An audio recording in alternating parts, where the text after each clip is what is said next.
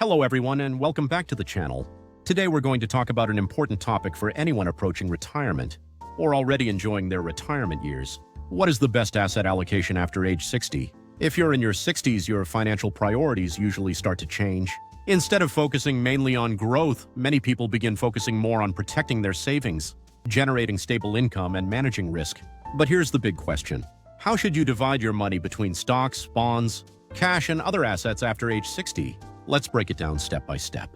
1. Why asset allocation matters more after 60. Before age 60, many investors focus heavily on growth.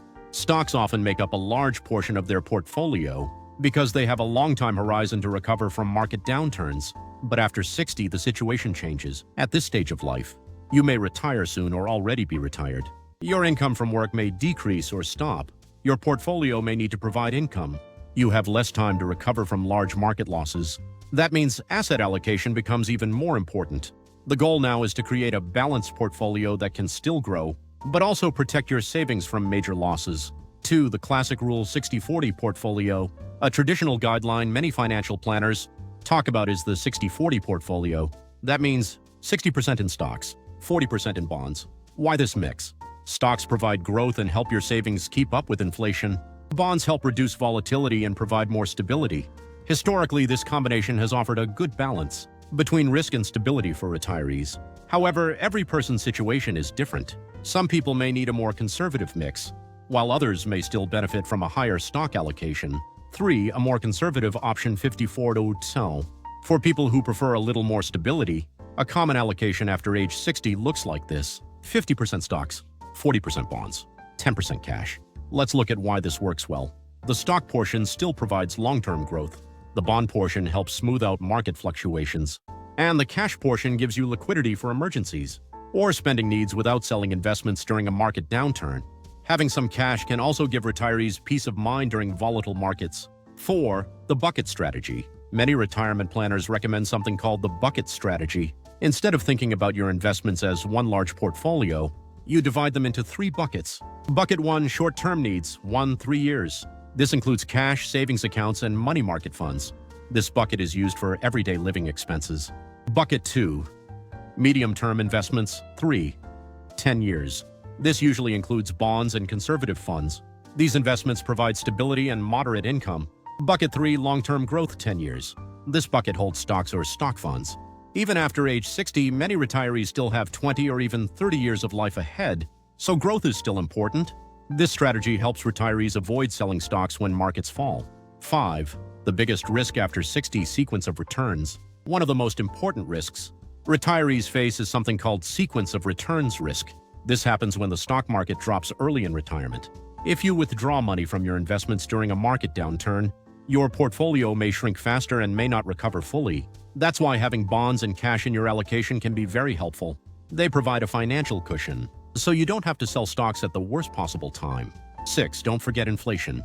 Even after retirement, inflation continues to affect your money.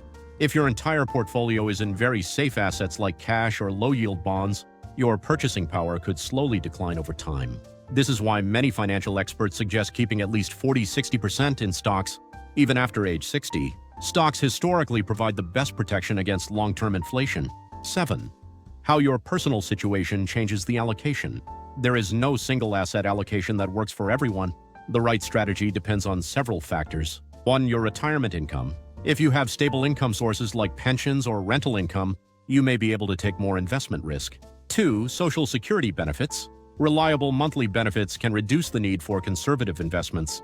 3. Your health and life expectancy. If you expect a long retirement, your portfolio needs more growth potential. 4. Your risk tolerance. Some people simply sleep better at night with less stock exposure.